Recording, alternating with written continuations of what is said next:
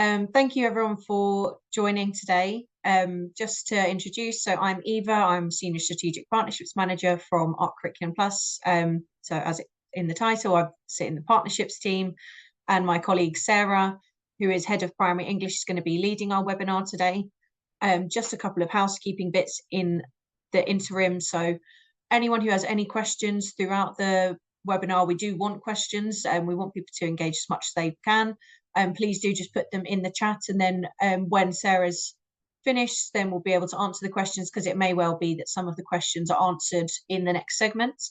If anyone desperately wants the question answered, I will be able to kind of pop it in, but we will save the majority of questions until the end.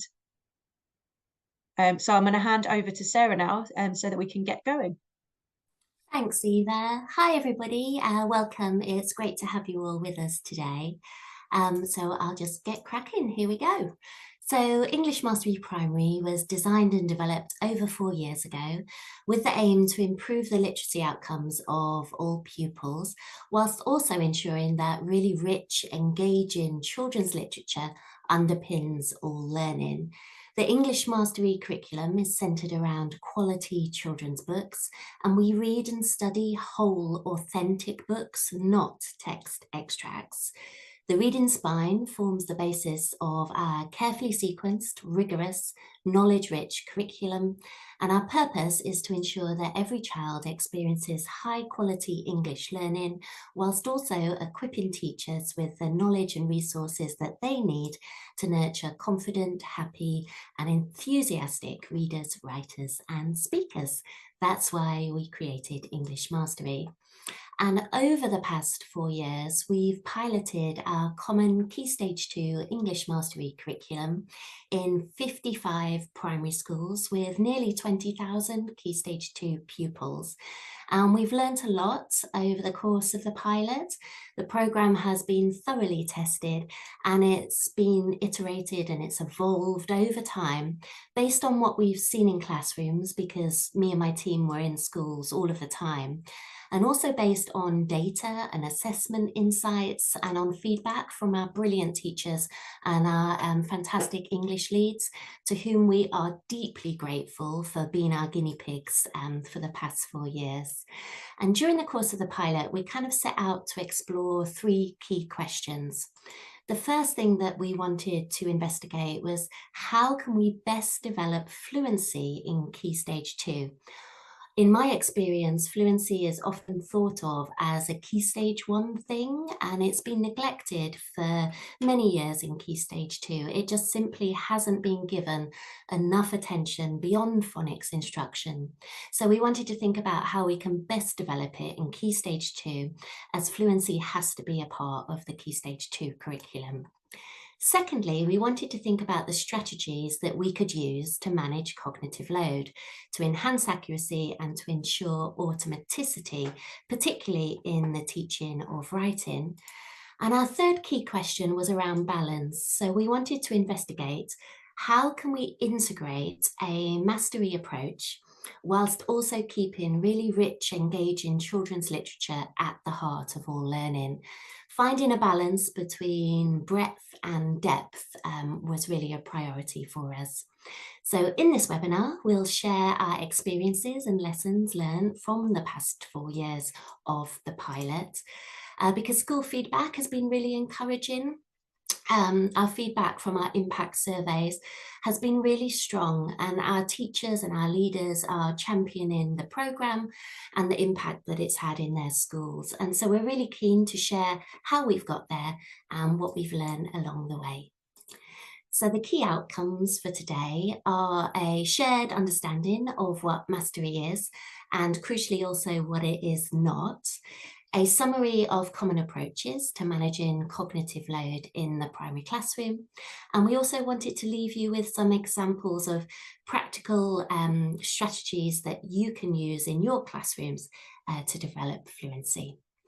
So let's begin by defining mastery. Before we do, just a quick disclaimer. Mastery is a really tricky word for me sometimes, and I pronounce it differently. I'm from Yorkshire, so normally I would say mastery, but now I live down south and I have done for a little while where they say mastery.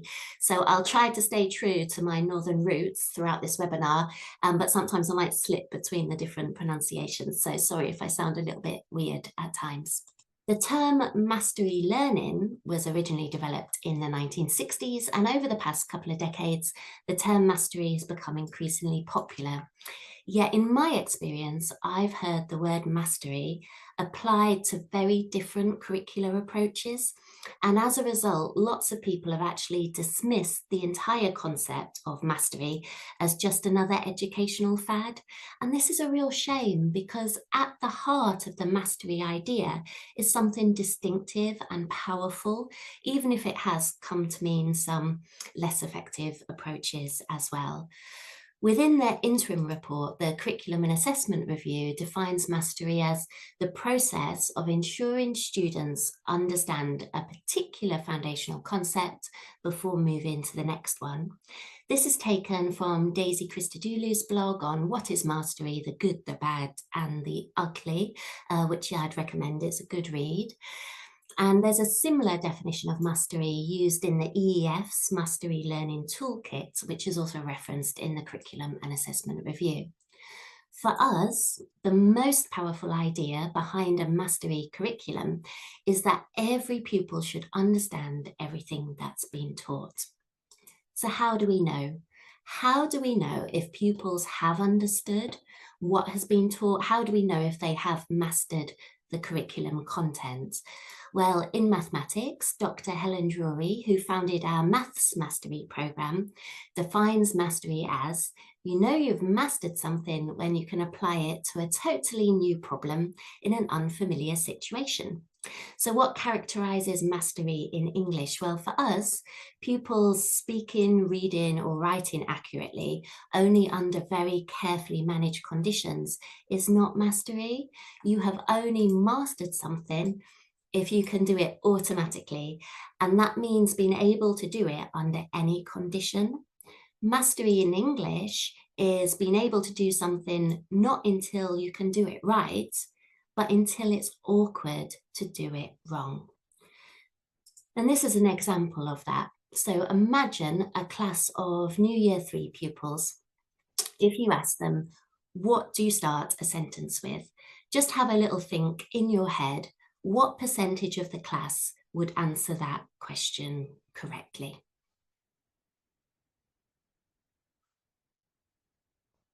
Okay, hopefully you've got a percentage in your head. Now imagine looking through their latest pieces of writing. How many pupils have accurately used a capital letter consistently every single time they've written a new sentence in their writing? Again, just think of a percentage in your head to that second question.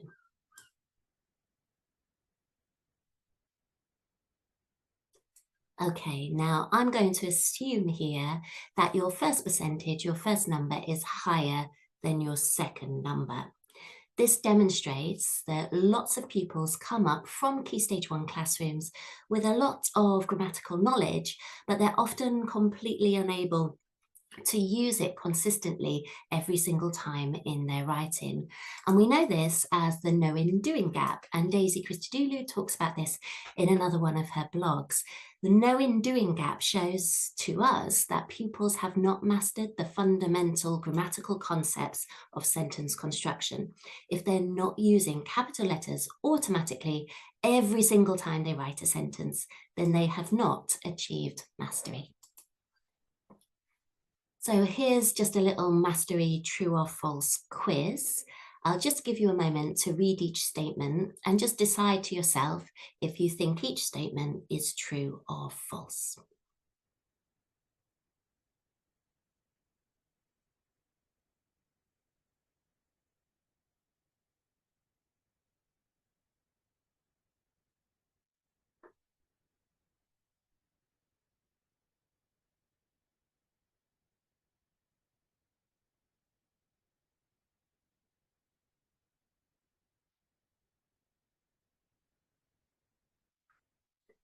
Okay, let's have a little think about the answers together.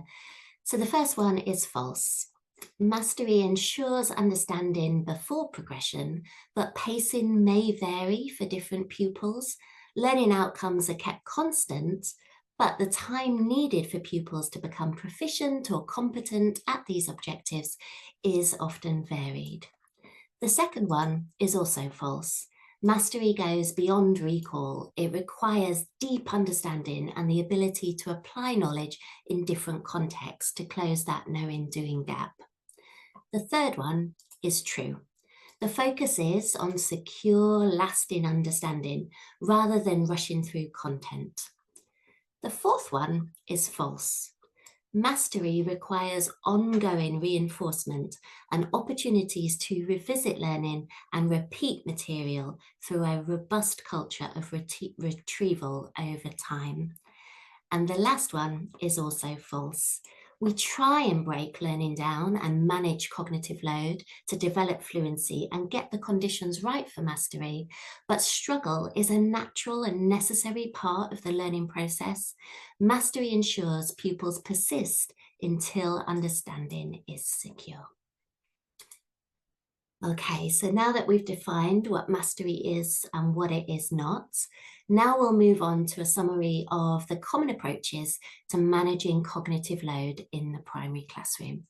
And hopefully I won't have to say the word mastery quite so often now. Okay, so how do we help pupils to truly master content rather than just moving through it?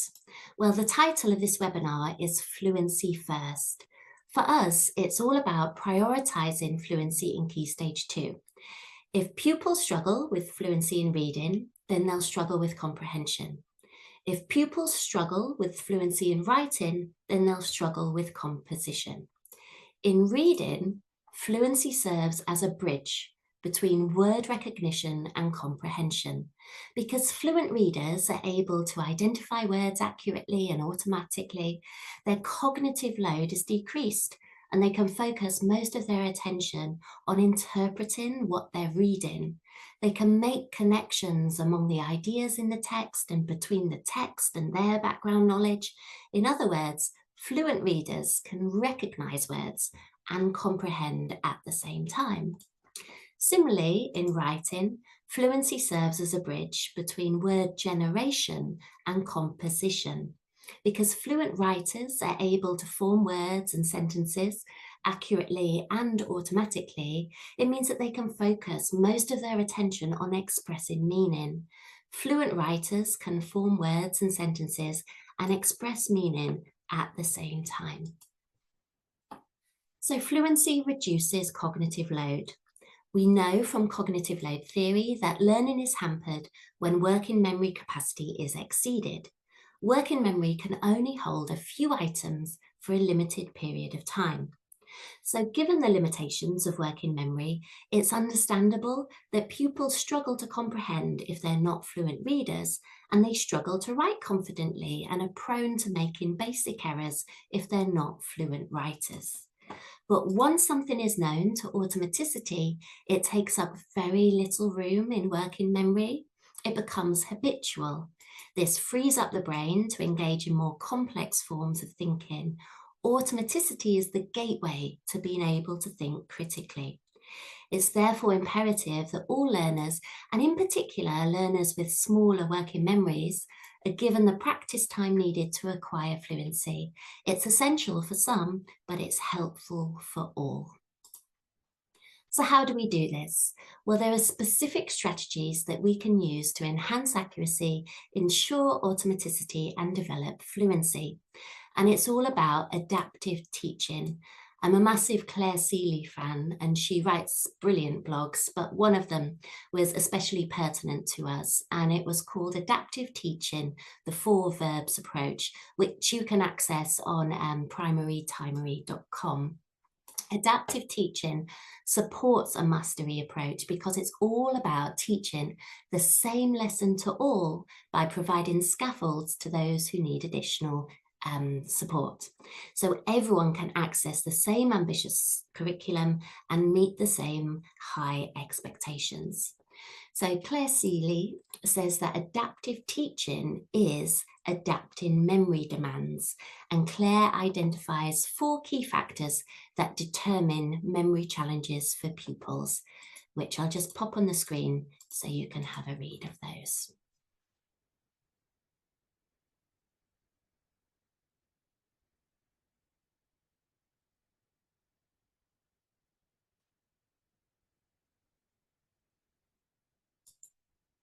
Okay, so we know that working memory is small and easily overwhelmed, and we know that when working memory is overloaded, information isn't transferred to long-term memory, learning fails to take root.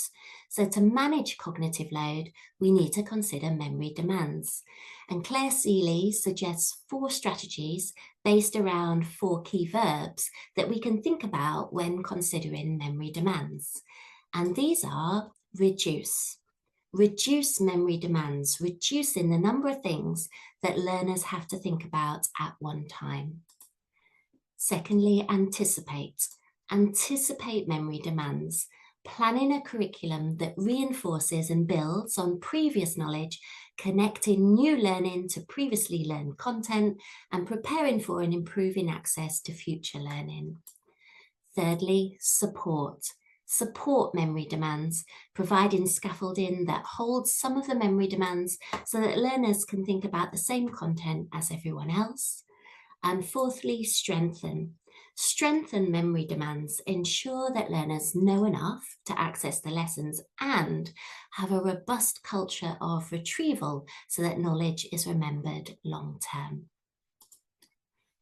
So we know what the 4 key strategies are to manage memory demands, but what does this actually look like in the classroom? We wanted to share with you some concrete examples of practical strategies that we use in our classrooms to reduce, anticipate, support, and strengthen our pupils' memory demands so that they become fluent in reading and writing. So let's start with examples of the first one, of reducing memory demands. So one of the most effective ways that we reduce memory demands in our reading lessons is by really carefully structuring how pupils engage with a text. We reduce the number of things that pupils have to think about at the same time and gradually layer more memory demands as each component is mastered. This approach gives pupils the practice time that they need to acquire fluency. So this is how it works. During the first reading lesson, we focus solely on accuracy. Pupils begin by practicing tricky or unfamiliar words from the book. This step is crucial. It means that pupils aren't held back by any decoding difficulties as they develop automaticity in word recognition.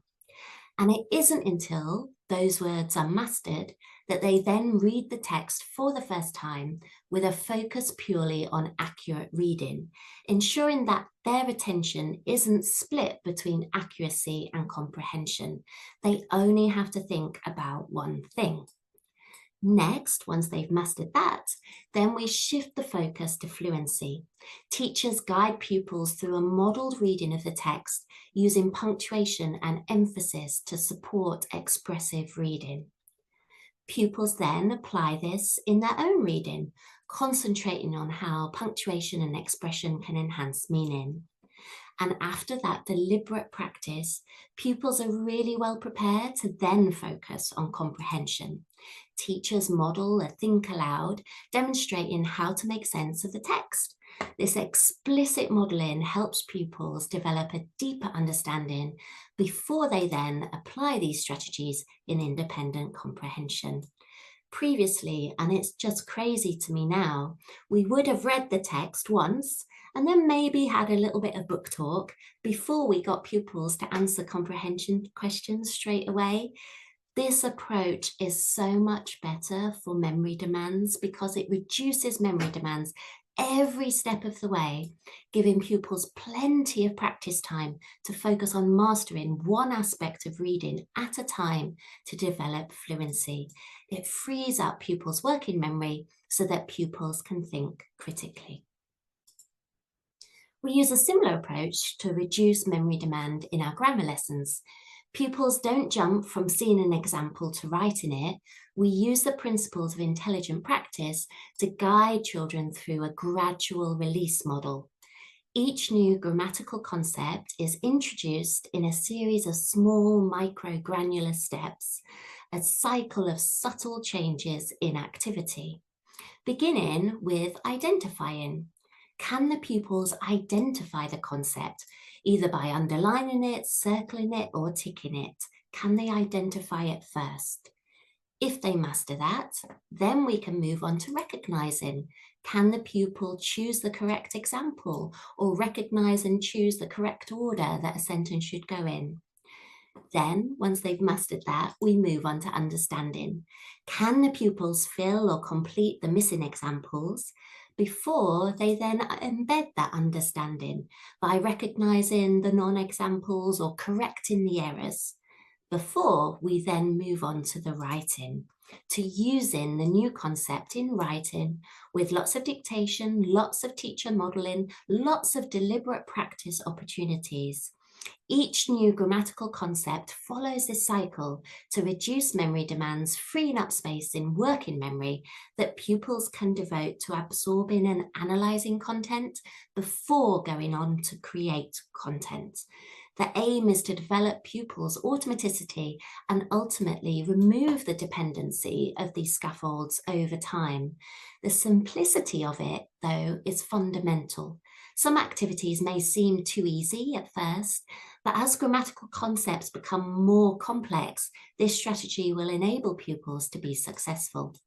Ultimately, we want our pupils to master grammatical content, not just cover it. Okay, so now we'll move on to examples of the second strategy, which is all about anticipating memory demands. How do we do this? Let me show you what it looks like in our program. So we want our learners to build progressively more complex schema and to grasp abstract ideas with confidence. So we need to lay the appropriate foundations through coherent, well-sequenced curriculum design. Teachers need to know what comes before and what comes after, rather than just knowing the curriculum for the year groups that they're teaching, so that they can build on and revisit previous learning and also prepare for subsequent learning. The English Mastery curriculum is coherently and logically sequenced. We explicitly define the prerequisites and the dependents so that teachers know precisely what these are. And we don't just anticipate if pupils have these, we double check. So we make sure that pupils do have the prerequisite knowledge that they need through effective diagnostic assessment to identify areas of strength and weaknesses, such as our pre and post unit quizzes. And we monitor pupil learning to ensure that pupils can master topics prior to moving on to the next. There's flexibility for teachers on how long they need to spend on any particular topic. We don't provide a lesson for every single day. There are spare lessons to revisit content if needed, and specially designed reteach tasks and additional support for pupils that struggle if they need more time and more input to master something. Because we're so explicit about what pupils need to know, do, and remember, it means that we can also anticipate the potential misconceptions that may arise, and we can provide teachers with not only the potential misconceptions, but also the suggested responses that a teacher can use in the classroom to address them. Another way that we anticipate memory demands is through our literature spine. As you can imagine, deciding on a reading spine of just 5 or 6 texts for each year group was a huge challenge. You can see our year 5 core texts there on the screen. We took a number of different factors into account, such as linguistic challenge, narrative engagement, the appropriate level of fluency, vocabulary, themes, structure, which increase in complexity over time. We really wanted to highlight a diverse range of voices, and we worked really closely with our secondary colleagues to ensure that the texts provide a suitable foundation and progression to more challenging texts used at Key Stage 3 and 4. And each year group's library has an overarching theme. So the theme in Year 5 is historical fiction that takes us back to a different time. So pupils can connect the texts across the year to reinforce and deepen their understanding. The texts are in a chronological structure and they link to humanities subjects where appropriate, because as I'm sure you know, background knowledge is a significant advantage to reading comprehension. So we suggest studying the Vikings in history lessons while studying Riddle of the Runes in reading lessons, for example. In anticipating memory demands, to make sure that pupils have the necessary background knowledge and vocabulary to truly understand a text, pupils also study specially selected supplementary texts alongside the core book to give them valuable additional background knowledge and vocabulary that they need to strengthen their comprehension at each part of the text. Another way that we anticipate memory demands is in pupils' written outcomes. In the programme, pupils are encouraged to write for a variety of purposes and audiences. Here are the intended written outcomes for Year 5, for example. The written outcomes all link to the core texts, so pupils have the knowledge, they have the vocabulary, they have all of the content that they need to write. They're not struggling to think of something to write about. They always have plenty of content. And because they study the books in reading lessons, they know that content really, really well. At the end of the year, pupils write an analytical essay which revisits and compares the books that they've studied across the course of the year. The essay question in Year 5, for example, is, of the books studied this year, in your opinion, which text had the most villainous villain? So analytical writing helps the pupils to make those links between the texts, deepen their understanding and develop their reading schema, ultimately preparing them for more complex texts in the future. The carefully considered cohesion across year groups enables pupils to easily connect ideas over time, as they'll have an arsenal of vocabulary and examples in long-term memory. So now we'll move on to some examples of this third strategy, supporting memory demands. So an important way that we support memory demands in the programme is through the 6-step direct vocabulary instruction, which is based on Isabel Beck's book, Bringing Words to Life. So the process breaks the learning down into manageable steps that hold some of the memory demands by focusing on one thing at a time. For example, the strategy starts by introducing vocabulary in a familiar context. This allows pupils to build on existing knowledge rather than learning new words in isolation. Then we focus on meaning, moving on to share the different versions of the words, their etymology, their definitions. And then pupils engage in structured practice, including being able to say the different variations of the word aloud with its different prefixes and suffixes. Before then, moving on to explore different contexts that the words can be used in and applying it in their own lives with real life examples, before they're then required to demonstrate understanding more independently. So this scaffolded approach supports memory demands for the learner at each step, allowing all pupils to focus on the same content. In writing lessons, the logical process that we follow enables pupils to organise their thoughts before writing and provides them with a clear map during the writing process. Pupils don't need to rely on working memory to stay on track.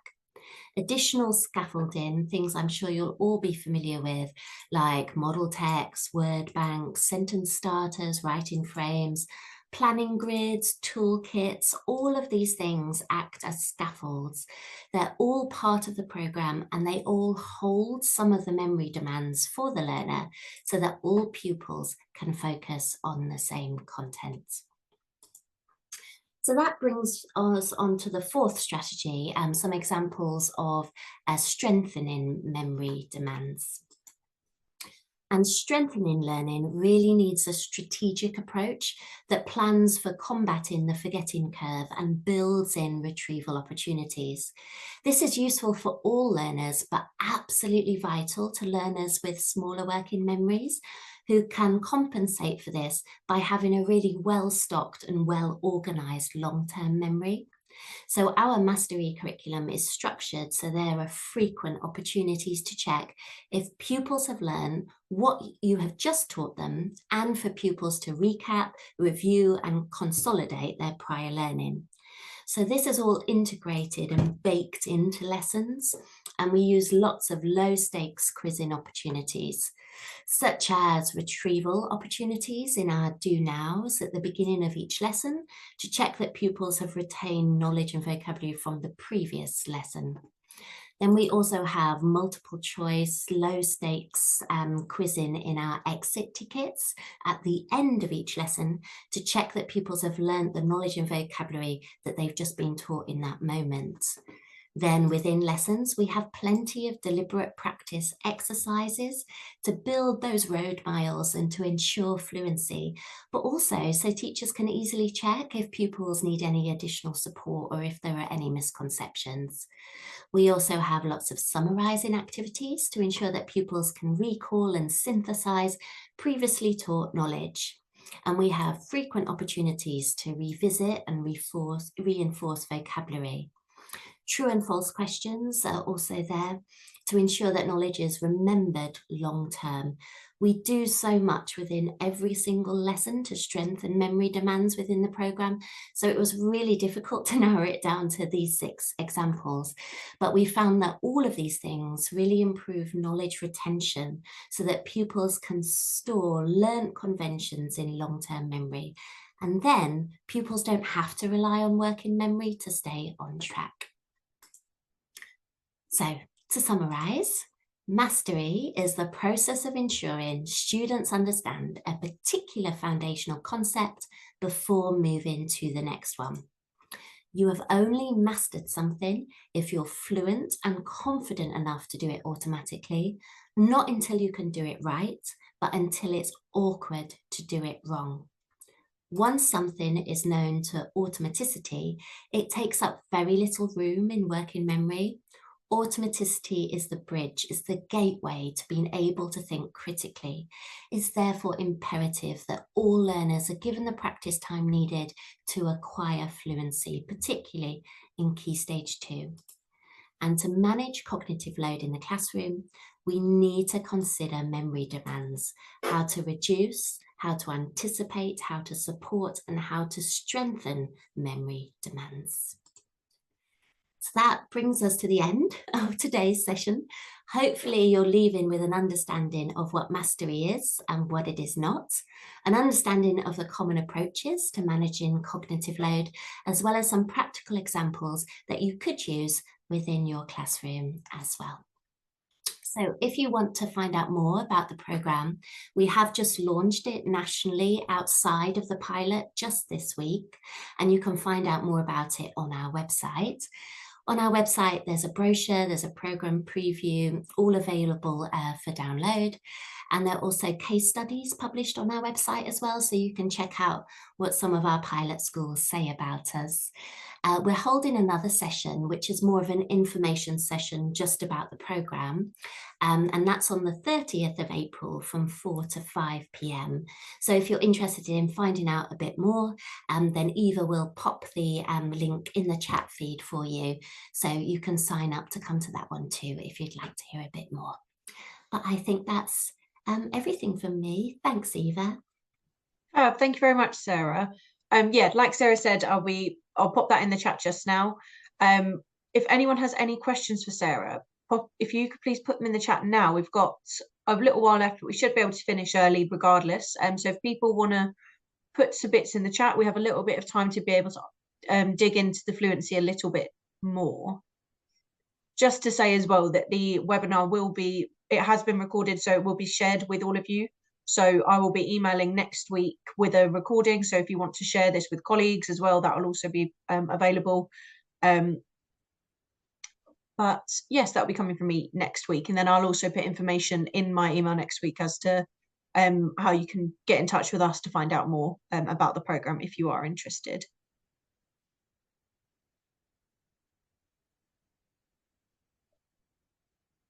Just give it a moment too. We've not got any questions at the moment, but I appreciate people might be furiously typing.